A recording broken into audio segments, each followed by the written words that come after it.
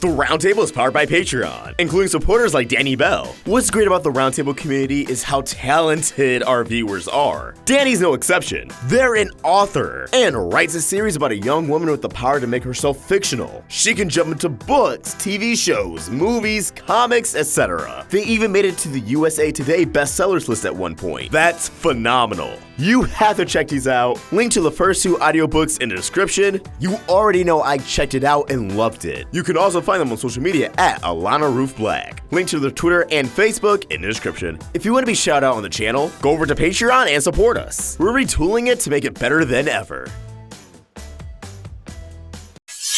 Welcome back to Crystal Clear. I'm Oshrik Vox, and Change Your Mind introduced reformations for all the crystal gems, save for Bismuth, who already reformed in Maid of Honor. All of these forms have one thing in common, and seem to be very intentional. They all represent the experiences of each gem on Earth, thus embodying callbacks to previous episodes. Considering they were standing up to White Diamond, who embodies all of Homeworld's standards, rules, regulations, everything the crystal gems stand against, it makes sense from a narrative standpoint that they would be equipped with forms that show just how much living on Earth has changed them, how much being with Steven has changed them. So I want to break down each and every one of these forms in the order the characters appeared in. So let's start with Lapis Lazuli, who probably has the most drastic change out of any character. Lapis ditches her dress, thus completely relinquishing her status on Homeworld, as dresses seem to be associated with valuable, high-ranking, diplomatic gems, such as aquamarines and sapphires. This is a really huge step forward for Lapis, the definitive point of no return. As long as she wore that dress, a part of Homeworld would always define her. Lapis now has pants with a gold ribbon tying it up with gold shoes to match. As many have pointed out, this mirrors real-life Lapis Lazulis, as the gemstone in real life typically retains specks of gold pyrite. Considering many cosplayers such as Kelly Kirstein incorporated gold into their Lapis gemstones or outfits, I am beyond delighted to see this in canon. Alongside Peridot, Lapis's attire seems to be very reminiscent of anime characters such as Kamina from Gurren Lagann or even Goku from Dragon Ball. This is how her new form is representative of Earth. At the end of the Kindergarten Kid, when Peridot sends the bubble gem to the barn, we see Lapis reading manga. We can infer that beyond Camp Pining Hearts, Lapis and Peridot indulged in more media, such as anime and manga. Considering Lapis spent little time with the crystal gems on Earth, the memories of her binging media of Peridot is what the planet means for her. The barn, the meat morts, Steven hanging out and sleeping over, they may be physically destroyed, but now they're always a part of Lapis. But while we're talking about the dynamic duo, let's switch gears over to Peridot. Peridot completely replaces all of her diamonds with stars. The diamonds on her knees are stars. Her Homeworld uniform entirely is replaced, swapping the diamond on top with a star. Much like Lapis, Peridot's love for media lends to an anime-esque reformation, with the butterfly visor that is identical to Kamina's. However, we can also view Peridot's reformation as a nod to her time spent with the crystal gems. Not only could her visor be a nod to Kamina, but they could also be a direct nod and inspiration to Garnet. And although the stars are placed where her diamonds used to be, you can argue she took inspiration from Amethyst when it comes to the stars on her knees and her shoulderless top. Her legs and feet look kind of more like yellow boots or socks more than anything, drawing parallel to Pearl's high socks, which ironically, she finally got rid of. And of course, the star on her chest can be tied back to Steven. It goes without saying that Peridot was greatly changed by the crystal gems. The entire cluster arc and bonding with Garnet, Amethyst, Pearl, and of course Steven opened her eyes to a whole new world of possibility. It instilled so much passion and free will inside of Peridot. And as we see here, she hasn't forgotten any of that. The crystal gems still influence her to this very day. And while I do hope she can swap out the visor because it is a little bit distracting to me, like take that scene from Too Short to Ride when Peridot's elaborating on her being an Era 2 gem and how she emerged without powers and she needs a limb enhancer, and slap that visor on there. Yeah, it could be a little bit goofy, but at the same time, I'm sure I'll adjust and get used to it in no time. In fact, just by researching and analyzing everything that went into this form for this Crystal Clear, I gained an entirely new appreciation for this look. Real quick, I just want to remind you guys that we have a lot of awesome merch in our Teespring store,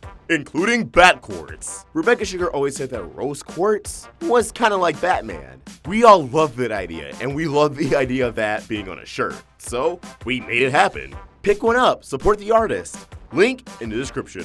Let's move over to Amethyst. Amethyst's new form is very similar to her second reformation that spanned from the episode Reformed up until Crack the Whip, but the ripped jeans call to mind her taller form in the episode Too Short to Ride. The distressed shirt seems to be a callback to Sugalite, which I infer as Amethyst stating that she's strong without anyone else. She's all the muscle she needs, and considering her arc as an overcooked gem and learning to love herself, that's absolute power right there. Overall, this is as earth and kind of human as Amethyst can get. She was always the most hands-on when it came to learning about their culture, and I think they did a fantastic job at illustrating how far she's come, how engrossed into the earth she is, and they did a great job of showing that earth is where Amethyst comes from. Those are her roots. That's where she comes from. And while her third reformation, from Crack the Whip onward, is still my favorite of the bunch, I'm not really sure how they could improve upon this form. But let's move on to Pearl, who I think comes in second place behind Lapis as the most radical change. As Pearl's previous forms were more like a ballerina, here she's pretty casual. Nothing ballerina in sight. Pearl now has a blue jacket with her star on the back. The jacket is very reminiscent of her jacket and Cool Pearl that we saw in Last One Out of Beach City, which I feel not only embodies how far Pearl has come, but was also a direct nod to the fans. Rebecca Sugar posted the concept art of Amethyst and Pearl's new forms on Instagram, revealing her and the Crewniverse came up with them in April of 2017, months after Last One Out of Beach City premiered. So at this point, the Crewniverse and Rebecca Sugar definitely saw how much the fandom loved Cool Pearl, how much they adored Pearl's jacket, and were just clamoring for more. So not only is this form a lot of love for Pearl, it's a lot of love for the fans. And as I expected, Pearl's ribbon is now gone. Last week when I explained that Lapis and Peridot would have new forms, I gave my interpretation on Pearl's ribbon, that it represented secrets, and that she was a gift to Pink Diamond. But now that all those secrets have been unraveled, so has the bow. Pearl's no longer wrapped up. She's free. She's truly free from everything. And finally, let's round it all out with Garnet. Garnet's star is a bit more abstract. Her visor is shaped as a top part of a star, which in itself could be a nod to Simon's visor in Gurren Lagann. As opposed to Kamina's, his is completely shaped like a star. And much like Peridot, Garnet's visor is just really goofy to me. Again, from finale standpoint, go all out. But as we're getting more of the series, I'm not too sure about this one. And battle sequences, go all out. But I really do hope she can swap out visors, as in my opinion, it doesn't even touch her original visor. Now the design on Garnet's torso kind of completes the star in a way. Although inverted, you can make out a star shape. Her abdominal down to the waist area is half blue and half pinkish red, which of course represents Ruby and Sapphire, and thus could also be a nod to Cotton Candy Garnet. However, if this area of Garnet's reformation stands out as a little familiar to you, it's because it calls back to her tuxedo attire at the end of Restaurant Wars, embodying her experience on Earth, her time spent with Steven. In fact, when you look at Garnet, Amethyst, and Pearl's new forms as a whole, all of their callbacks are all experiences and times they shared with Steven. Steven is the most important thing in their life. It doesn't just represent Earth, it represents the person that changed their life